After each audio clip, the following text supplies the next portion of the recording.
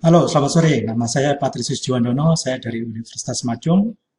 Pada kesempatan kali ini, topik saya adalah bagaimana meringkas atau merangkum informasi dari sesuatu yang Anda baca.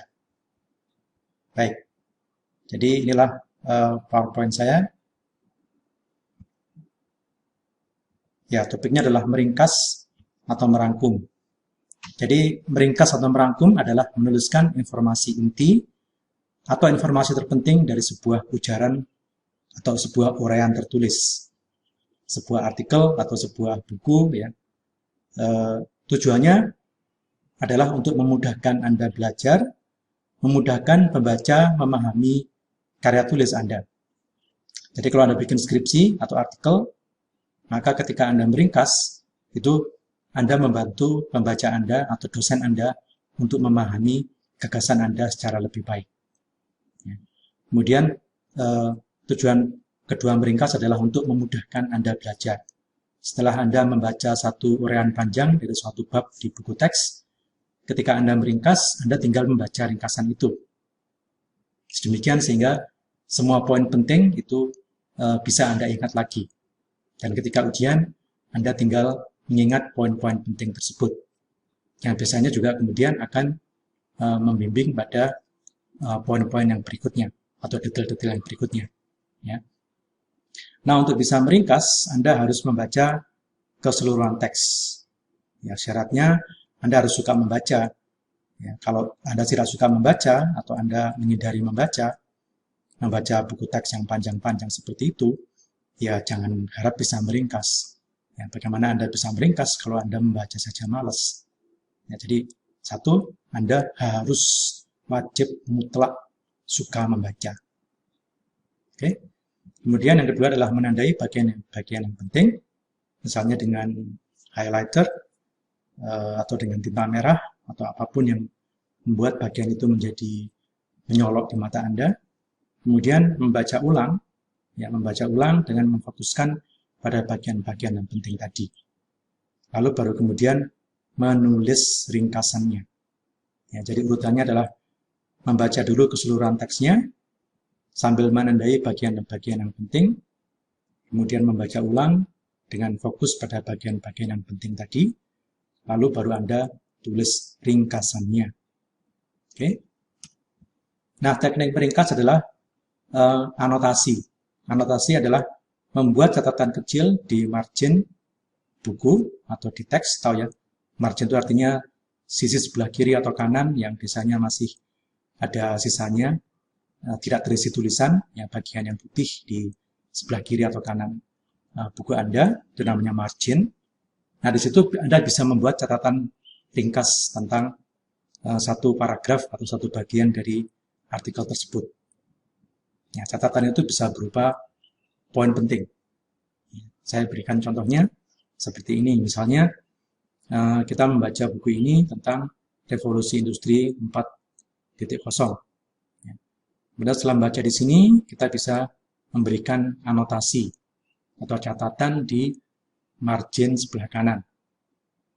Ya, di sini kita bisa mengatakan bahwa bagian ini berbicara tentang awal revolusi industri.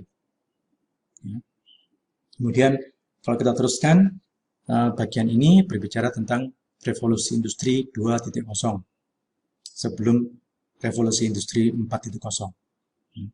Kemudian bagian ini berbicara tentang orang-orang yang berkebutuhan khusus. Ya, jadi inilah yang dinamakan sebagai anotasi, artinya Anda menuliskan catatan kecil singkat di margin sebelah kanan atau kiri yang isinya meringkas informasi yang sudah atau sedang Anda baca.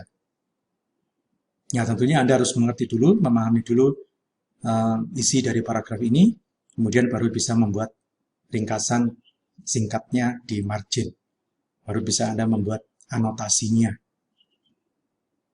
Oke, ya itulah anotasi. Yang kedua, Anda juga bisa membuat graphic organizer.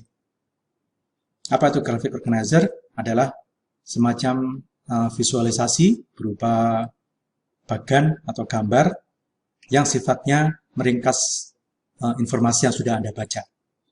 Ya. Jadi misalnya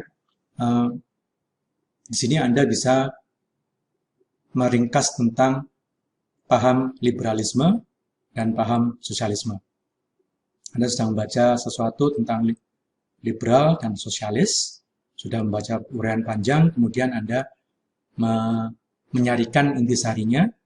Kalau liberal itu biasanya individual dan bebas, tapi kalau sosialis itu lebih bersifat komunal dan diawasi oleh pemerintah pusat. Ya, jadi graph organizer ini bisa berupa sederhana seperti ini, yang isinya meringkas bacaan yang sedang Anda baca. Nah, tentunya bacaan itu tentunya lebih panjang, kemudian Anda menyimpulkan, oh ini adalah bacaan tentang liberalisme.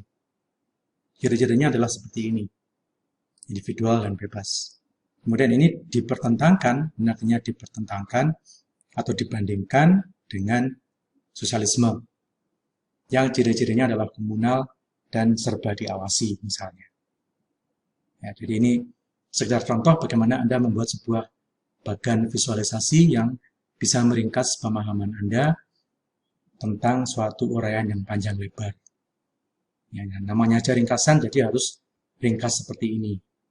Sekali lagi, supaya Anda bisa meringkas seperti ini, Anda harus bisa membaca dengan cermat. Ya. Oke. Yang jarang atau cara yang lain adalah dengan membuat gambar berupa yang sifatnya menceritakan sesuatu. Ini akan lebih menarik karena Anda seperti seolah-olah bercerita kepada diri Anda sendiri. Ya. Jadi kalau misalnya Anda suka menggambar, kemudian Anda membaca sebuah uraian tentang bagaimana bangsa Indonesia itu maunya mengalami kemajuan peradaban, berupaya untuk sampai pada peradaban yang lebih maju. Ya, tetapi bangsa Indonesia harus bergulat dengan kemiskinan, dengan buta huruf, dengan kesenjangan sosial. Ya. Nah, Anda bisa membuat gambar seperti ini. Ini seperti seolah-olah sebuah cerita yang meringkas uraian yang panjang lebar tadi. Jadi ada seseorang, kemudian dia berharap bisa mencapai kemajuan dan peradaban. Ya, ini artinya mimpi. Dia bermimpi untuk menuju ke sini, tetapi kakinya tersandung oleh kemiskinan, buta huruf, dan kesenjangan sosial. Ya, jadi melalui gambar sederhana ini, yang kadang-kadang juga lucu, ya, unik, ya, jadi memudahkan Anda untuk mengingat hal-hal yang sedang Anda baca. Ya, terserah nanti gambarnya seperti apa, saya hanya memberikan satu contoh tentang bagaimana langkah untuk menuju kemajuan peradaban itu terhalang oleh beberapa faktor ini. Ya. Nah, saya berikan latihannya. Ini adalah suatu uraian, silakan dibaca. Ya, Anda bisa mempause video ini, kemudian membacanya, kemudian mencoba untuk meringkasnya.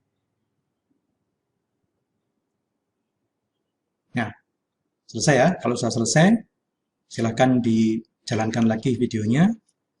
Nah, kalau ringkasan Anda itu benar, maka kurang lebih akan seperti ini. Kebudayaan adalah ide, nilai, dan pola perilaku bersama, bukan kebiasaan individu.